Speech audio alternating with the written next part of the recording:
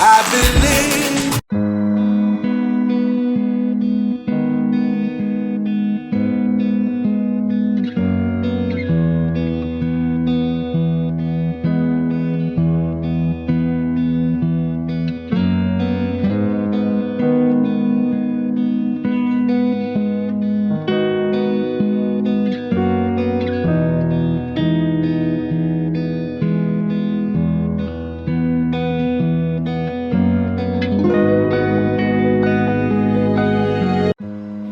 Hi and good morning. So this morning we are at Musa, that's the Arabic for the tomb of Moses. So it is believed that the tomb of Moses is located somewhere around here, somewhere here. So we'll be going there shortly to find it. So before we go in, just a little bit about Moses. So Moses is a prophet who lived to about 120 years, and when he turned 80, that was the first time that he confronted Pharaoh when God instructed him to set the Israelite people free. Okay? So other than that, he's also believed to have performed a whole lot of miracles. He performed so many miracles, among which was parting the Red Sea so that the children of God can cross over into the promised land. So we're at the Red Sea. Woo! That's the water. We have some big waves. This is the sea that was parted. You know your Bible. This is the Red Sea, everybody. So much fun. So let's go and find the tomb.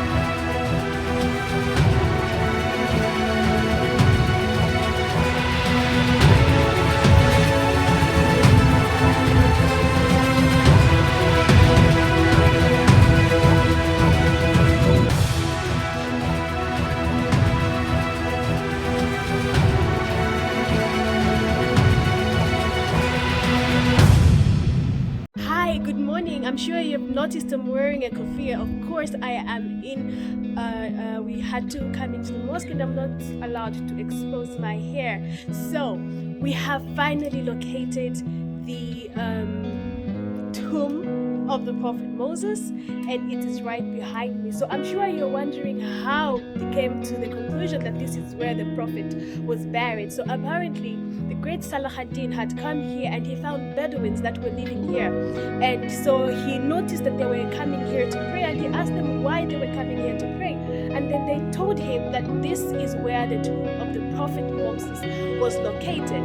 And he asked him, but how did you know? How did you find out? He said, my father told me that this is where the tomb is located. So he said, take me to your father. He went to the tent, and the father, to the person that was praying, he said the same thing. He said his father told him. So apparently this is information that has been passed on from generation to generation, which is something that we are missing these days, because history can be communicated like that, and it can be preserved like that. So also the other things that points this place to be the place where the prophet was buried is also the sand, because it was mentioned prior that it would be at the place where there was red sand, and also there's also the main road that leads to Jerusalem that is also here. So there are so many things that point to this place. And the other thing also could be that the when we're talking about the red sand, that is between Jordan and Jericho, and this is where we have the red sand. Okay, so in the distance, I'm not sure if you can see it. We are at the of the mosque to just get some views. There is a sugar mountain. It's called Sugar Mountain. It used to be like a beacon for people traveling from Turkey when they're bringing in sugar. And this is what they would use to maybe to locate to get to where they're going. So this is the Sugar Mountain. So it has been called that for some time. In the distance, we see the shrine of a woman named Aisha. It was built by the Ottomans. She used to have a kitchen here, and she would prepare food for them and other people that were coming here. So in a way, like she would just offer and cook food and just provide to other people. Now, just below here, we have a grave of over 10,000 graves. These are from 1948. Most of them are from 1948. And then on the other side, we also have a new grave site that is believed that when people say they want to be buried next to the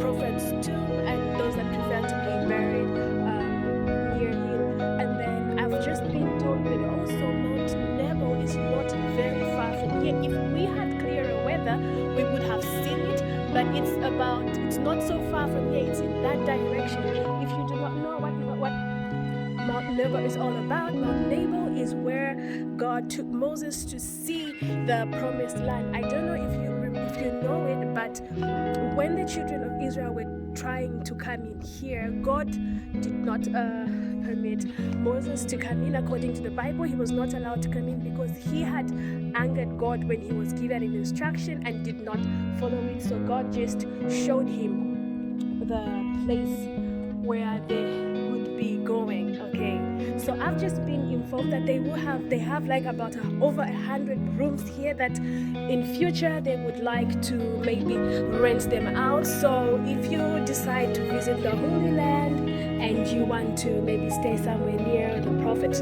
Moses is buried, you could always come here. I'm not sure when the rooms will be ready, but I believe it should be in the near future. The tomb of the prophet Moses is actually located in the desert. And we have two wells, some of the wells that were built here. So we have two wells that were built during the Ottoman period.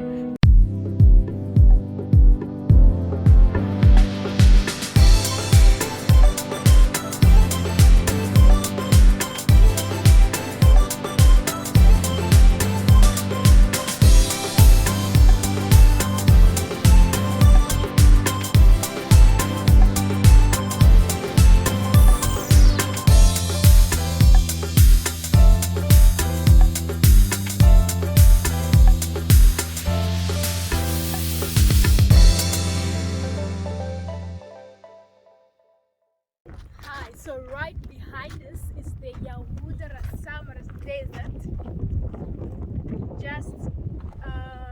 Just in front, or is it just behind, or just in front of the tomb of the prophet Moses?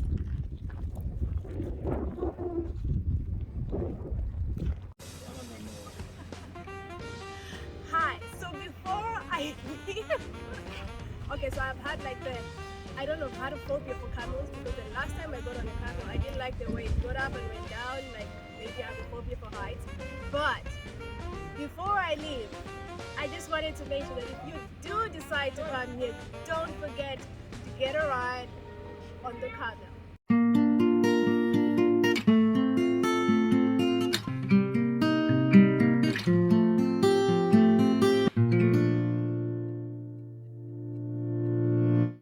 So this has been your girl Sophie C, your virtual tour guide, signing out at the Tomb of Moses.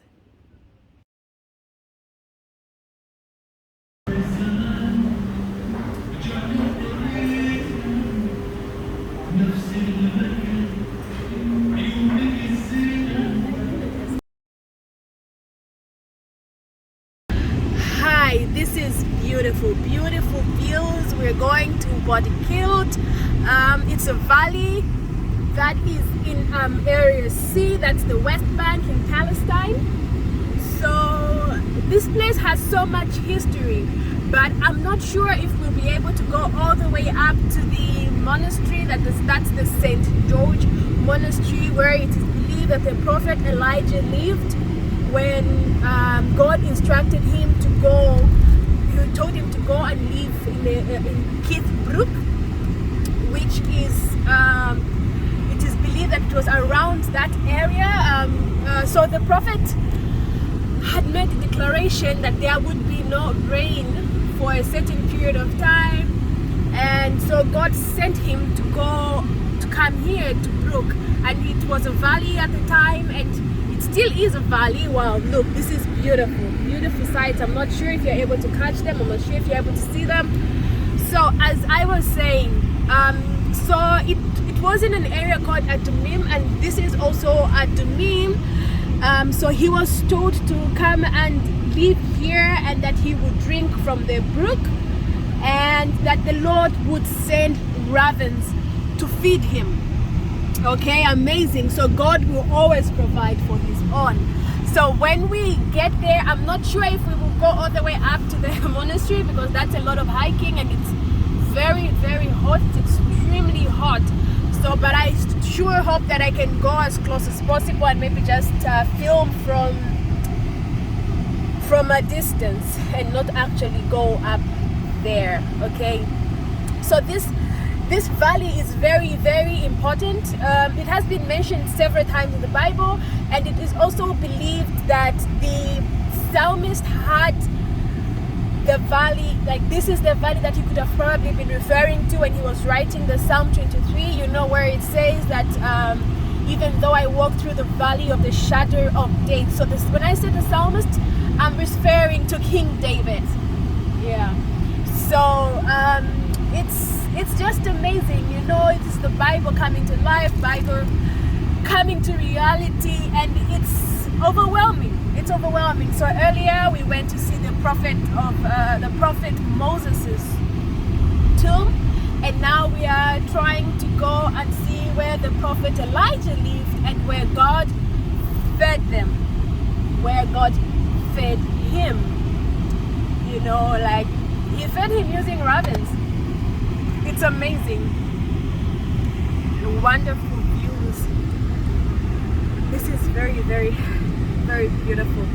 So then the other thing also that that points, like that shows that this could probably have been the place is there is also a spring or a stream that flows from Jerusalem.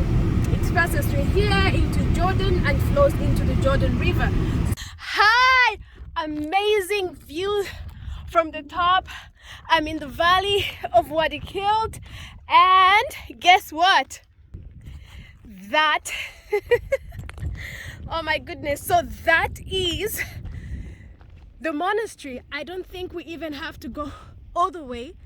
We can probably go down. So if you can see just down here, this it seems dry now, but so this is the stream that I was talking about. So it flows from Jerusalem. So Jerusalem is in that direction, so it flows down. Okay, I will be silent. Can you hear? I think I can hear some water. There's actually water down there. It's flowing. There's water flowing. So the stream is called Cherith, and it is an international seasonal stream, and it is believed that the prophet Elijah came to hide on the banks of the stream. So as you can see, the monastery is just by the stream. The stream, comes from Jerusalem, comes down here, the valley.